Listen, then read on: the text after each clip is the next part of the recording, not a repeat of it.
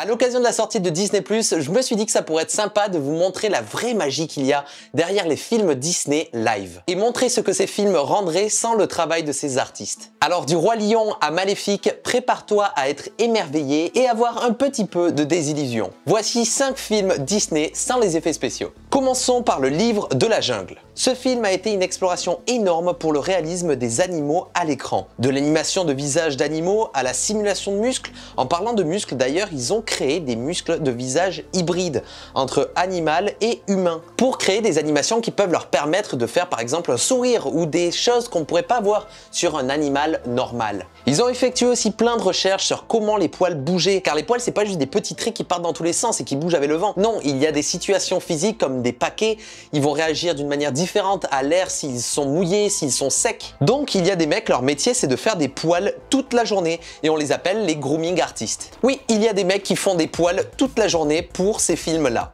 Il y a un travail pour tout dans le cinéma. Mais le truc que je trouve vraiment impressionnant dans le film, c'est comment les équipes ont fait pour cohabiter le jeune acteur qui joue Mowgli avec rien. Car au final, il n'y avait rien autour de lui pour jouer et interagir. Les autres acteurs enregistraient juste leur voix. Donc ils ont dû être ingénieux et trouver des idées originales comme des marionnettes ou des personnes habillées en bleu pour interagir avec le garçon. Voire même ces gants-là avec des yeux. J'imagine trop l'équipe dire « Bon Kevin, tu vois cette marionnette avec des yeux? Eh bien ce sont des singes. » Ok. Passons maintenant à La Belle et le Clochard. Je t'ai parlé de Disney+, et bien ce film-là est disponible juste sur Disney+, tu ne pourras pas le voir au cinéma. Dans ce film, il y a plein de choses qui ont été conçues en 3D, mais les deux chiens principaux étaient en grande partie réels. Mais il y a certaines scènes, comme par exemple la scène mythique des deux chiens qui mangent des spaghettis. Juste cette scène, ils ont mis 3 jours pour la tourner. Au début, ils utilisaient d'ailleurs des vrais spaghettis, mais ils cassaient trop facilement.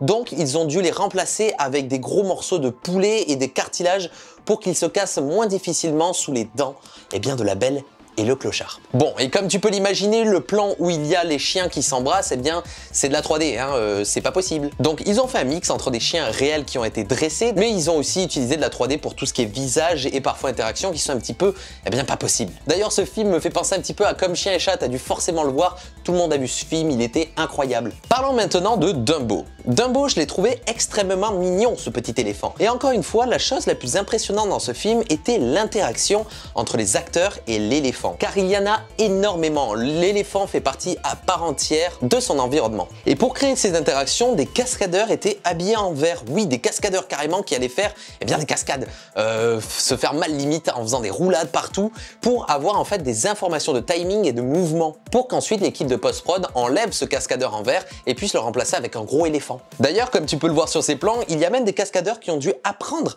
à marcher comme des éléphants à 4 pattes avec des espèces d'extensions de bras et de jambes pour qu'ils puissent se déplacer comme un gros patapouf d'éléphant. Donc il y a un mec, il a été la doublure de Dumbo, en vert. Passons maintenant au Roi Lion. Alors là, il y a pas mal de choses à dire. Le remake live du Roi Lion. Dans le domaine de la 3D, ce film a beaucoup fait parler de lui, car refaire un film aussi culte tout en gardant son essence, c'est extrêmement compliqué. Et tu vas voir qu'ils ont dû faire des changements par rapport à la réalité qui ne sont pas dans le dessin animé original. Une des choses les plus cool sur la réalisation de ce film, c'était que le tournage était dit virtuel. Au lieu d'avoir des caméras 3D qu'on va animer ensuite en post-production, là il y avait littéralement une production avec des chefs opérateurs qui allaient filmer les scènes en ayant des animatiques 3D. Et des animatiques 3D, ce sont en gros des animations très simplistes pour avoir une information de timing et de mouvement. Comme ça, le caméraman ensuite allait pouvoir tourner autour de ces animations et aller savoir littéralement comment bien cadrer. Et ce qui est marrant, c'est que tu peux voir sur ces rushs que parfois même ils utilisaient des drones. C'est là où tu vois que c'est extrêmement libre en fait ce système de production, parce que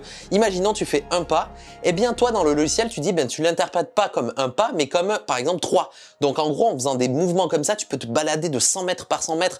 Donc c'est grâce à ça que tu vas pouvoir créer vraiment cette immersion dans la 3D, et c'est ça qui a donné du réalisme à fond dans Le Roi Lion. Un autre challenge aussi, c'était de recréer la savane et les animaux en hyper réaliste. Mais il y a des choses différentes qu'il y a dans le dessin animé original. Prenons par exemple la scène où il y a Rafiki qui soulève ce bon vieux Simba. Eh bien, dans la nature, petite parenthèse, le mandrill c'est l'espèce de Rafiki, d'accord? Eh bien, il peut pas soulever comme ça. Donc, automatiquement, ils ont fait le choix de le faire s'asseoir pour que ça soit correct en termes de réalisme et d'anatomie. Et ça, par exemple, ils n'ont pas pu respecter la nature en ce qui concerne le mouvement, par exemple, des lèvres et des babines de ces animaux. Car un lion, ça parle pas. Donc il y a eu un léger malaise à la sortie des images du film parce qu'on s'est dit ah il y a un truc qui cloche, et ben c'est normal, c'est parce que c'est pas réaliste au final, parce qu'un lion ne peut pas faire ça. Et pareil, dans un dessin animé on ne le voit pas, mais la respiration d'un être vivant. Là, pour avoir du réalisme, ils ont dû faire bouger la cage thoracique pour mimer bien le diaphragme, que ça se gonfle et ça se dégonfle.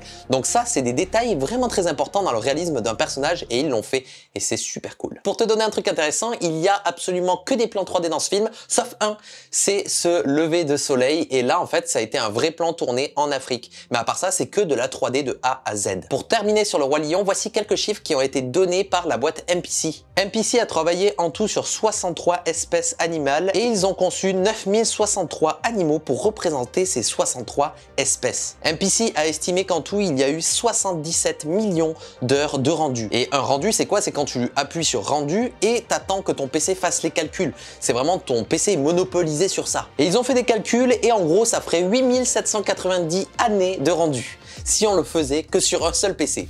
Alors Jean-Kévin, c'est pas aujourd'hui que tu vas faire le Roi Lion chez toi. Parlons maintenant de Maléfique. Dans Maléfique, avec Angelina Jolie, il y a un truc vraiment impressionnant qu'on avait déjà vu dans le film Aquaman. C'est ce gros setup pour faire voler des gens.